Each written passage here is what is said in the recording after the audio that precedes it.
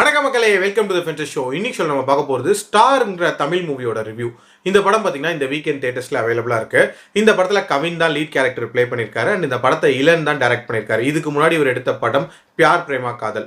இந்த படம் ஒரு ஸ்லைஸ் ஆஃப் லைஃப் ட்ராமா அப்படின்னே சொல்லலாம். அதாவது ஒரு லட்சியத்தோடு இருக்கக்கூடிய இளைஞன் அந்த லட்சியத்தை அடையிறதுல என்னென்ன மாதிரியான சேலஞ்சஸை ஃபேஸ் பண்ணுறான் அப்படின்ற மாதிரியான தீமில் தான் நகரும். இதே மாதிரி தமிழில் வந்த படங்கள் அப்படின்னு பார்த்தீங்கன்னா மயக்கம் என்ன சொல்லுவேன், முகவரி சொல்லுவேன், இதே மாதிரியான ஒரு கதைக்களத்தில் தான் வந்து இந்த படத்தையும் அமைச்சிருப்பாங்க. இந்த படத்தோட ஸ்டார்டிங்லேயே பார்த்தீங்கன்னா லால் தன்னோட பையனுக்கு பாரதியார் வேஷத்தை போட்டு விட்டுட்டு இருப்பார் ஒரு ஃபேன்சி ட்ரெஸ் காம்படிஷனுக்காக. எல்லாமே பக்காவாக பண்ணிடுவார். பட் இவர் வச்சிருந்த மீசை வந்து எங்கேயோ பறந்து போயிடும். ஸோ மீசை இல்லாமல் எப்படி பாரதி அப்படின்ற மாதிரியான ஒரு கேள்வி இருக்க தான் செய்யும். அந்த டைமில் லால் ஒரு சின்ன அட்வைஸ் கொடுப்பாரு. அதாவது நீ நடிக்கிற நடிப்பில் உனக்கு மீசை இல்லை அப்படின்ற குறைய யாருமே நினைவிலே வச்சுக்க கூடாது, அந்த அளவுக்கு நீ வந்து பெர்ஃபார்ம் பண்ணிடணும் அப்படின்னு சொல்லி அனுப்புவார். இந்த சின்ன அட்வைஸ் தான் இந்த படத்தோட மெயின் தீமாக இவங்க வந்து கன்வே பண்ணியிருக்காங்க அப்படின்னு சொல்லலாம். அதாவது நம்ம வாழ்க்கையில் இருக்கக்கூடிய நெகட்டிவான விஷயங்களை மறக்கடிக்கணும் அப்படின்னா அதையும் தாண்டி நம்மளோட பெர்ஃபார்மன்ஸ் இருக்கும். ஸோ அந்த நெகட்டிவான விஷயங்களை எல்லாரும் மறந்துடுவாங்க அப்படின்ற ஒரு சாலிடான மெசேஜை இதில் சொல்லியிருப்பாங்க. இந்த படத்தை ஆக்சுவலாக நம்ம வந்து ஒரு 4 பாகங்களாக பிரிக்கலாம். ஃபர்ஸ்ட் பாகம் அப்படின்றது வந்து அந்த காலேஜ் போர்ஷன். ரொம்ப ரொம்ப ரெஃப்ரெஷிங்காக எடுக்கப்பட்ட ஒரு போர்ஷனாக இருக்கும். இதில் இன்ஃபேக்ட் கவின் வந்து சூப்பராக ரெடி ஆகி வந்திருப்பார், ரொம்ப ஆப்டாக இருந்தார். அண்ட் இதில் காட்டக்கூடிய அந்த ரொமான்ஸாக இருக்கட்டும், லவ் சாங்ஸாக இருக்கட்டும், பட்டை கிளப்பியிருந்தாங்க அப்படின்னே சொல்லலாம். யுவன் வந்து ஒரு ரெஃப்ரெஷிங்கான ஒரு ஃபீலை கன்வே பண்ணுறதுக்கு இதில் ஒரு காரணமாகவும் இருந்தார். எனக்கு ரொம்பவே ஒர்க் அவுட் ஆன ஒரு போர்ஷன் அப்படின்னே சொல்லுவாங்க. அடுத்த போர்ஷன் பார்த்தீங்கன்னா அந்த காலேஜ் லைஃப்லேருந்து ரியல் லைஃப்குள்ளே போகிறது. அதாவது தன்னோட ஏமை நோக்கி இன்னும் கொஞ்சம் நெருங்கி போகிறாரு. போகிறவருக்கு என்னென்ன மாதிரியான சேலஞ்சஸ் வருது அப்படின்ற ஒரு முக்கியமான போர்ஷன் அப்படின்னே சொல்லலாம்.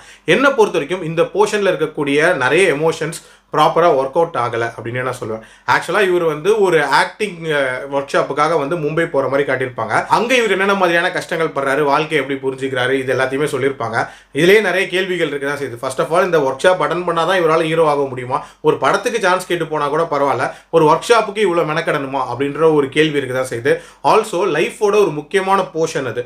அந்த போர்ஷனை வந்து ஜஸ்ட் மாண்டேஜஸ் மாதிரி கடந்து போகிற மாதிரி காட்டியிருப்பாங்க. ஸோ அதுவுமே வந்து ப்ராப்பராக கன்வே பண்ணப்படலை. பட் இந்த ஒரு பார்ட்டோட ஒரு முக்கியமான சேவியர்னா கண்டிப்பா அது வந்து யுவன் சங்கர் ராஜா தான். நம்மள நிறைய பேருக்கு பிடிச்ச ஒரு பாடல். பட் இது வரைக்குமே அது விஷுவலா நம்ம யாருமே பார்த்துருக்க மாட்டோம். ஸோ அதுக்கு ஒரு சூப்பரான ஒரு விஷுவலைசேஷன் கொடுத்துருப்பாங்க. அடுத்த பார்ட் அப்படின்றது பார்த்தீங்கன்னா இவரோட டவுன்ஃபால் ஸ்டார்ட் ஆகக்கூடிய மொமெண்ட் அப்படின்னு சொல்லலாம். ஒரு ட்ராஜடி வருது, அதுக்கப்புறம் டவுன்ஃபால் ஸ்டார்ட் ஆகுது அப்படின்றது ஒரு காமன் டெம்ப்ளேட் தான். பட் அந்த ட்ராஜடியை காட்டின விதம் ரொம்ப ரொம்ப சூப்பராக காட்டியிருப்பாங்க. நல்ல எடுக்கப்பட்ட ஒரு காட்சியாக இருக்கும். அதுக்கப்புறம் அந்த டவுன்ஃபாலோட அந்த இனிஷியல் போர்ஷன்ஸ்லாம் இருக்குல்ல, அது எல்லாமே வந்து சூப்பராக இருந்துச்சு. இன்ஃபேக்ட் கவினோட அந்த டிரான்ஸ்ஃபர்மேஷன் அப்படின்றதெல்லாம் அற்புதமாக இருந்துச்சு. ஸோ சூப்பரான அந்த போர்ஷன் காட்ட போகிறாங்க அப்படின்ற ஒரு எக்ஸ்பெக்டேஷனில் இருக்கும்போது அதுக்கப்புறம் நடக்கக்கூடிய சம்பவங்கள் ரொம்ப ரொம்ப டிராமாட்டிக்காக இருந்துச்சு அப்படின்னே சொல்லலாம். திடீர்னு இவரோட வாழ்க்கையில் சிலர் விட்டுட்டு போயிடுறாங்க, திடீர்னு ஒரு புது என்ட்ரி வருது, அந்த லவ் அப்படின்றதுமே ப்ராப்பராக கன்வின்சிங்காக இல்லை.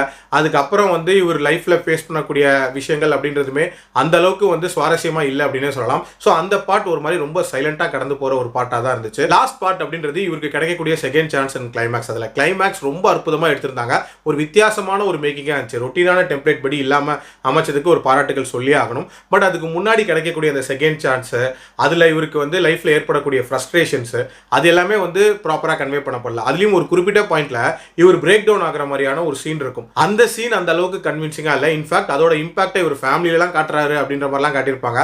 அந்த அளவுக்கு அங்கே சீனே இல்லை அப்படின்ற மாதிரி தான் தோணுச்சு. பட் டுவர்ட்ஸ் தென் முடிச்ச அந்த கிளைமேக்ஸ்னால அந்த பார்ட் அப்படின்றதுமே தப்பிச்சிச்சு அப்படின்னே சொல்லுவேன். ஓவரால் இந்த படத்தில் வந்து கவினோட பெர்ஃபார்மன்ஸ் அப்படின்றது நிறைய இடங்கள்ல ரொம்ப சூப்பராகவே பண்ணியிருந்தாரு. இன்ஃபேக்ட் இவர் இயர்லி ஸ்டேஜ் ஆஃப் கரியரில் தான் இருக்காரு. ஸோ இப்போவே வந்து ஒரு பவர்ஃபுல்லான ரோல் எடுத்து பண்ணியிருந்தாரு அப்படின்னே சொல்லலாம். எனக்கு இதில் ஸ்பெஷல் கிரெடிட்ஸ் கொடுக்கணும் அப்படின்னா கண்டிப்பாக லால் அண்ட் கீதா கைலாஷ் தான். ரொம்ப ஈஸியாக அந்த கேரக்டரை வந்து பண்ணிட்டு போயிட்டாங்க.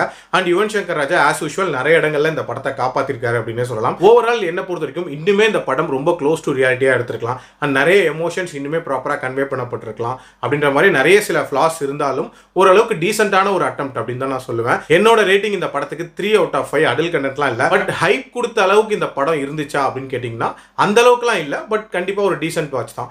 மீண்டும் அடுத்த விமர்சனத்தில் சந்திக்கிறேன். நன்றி, வணக்கம்.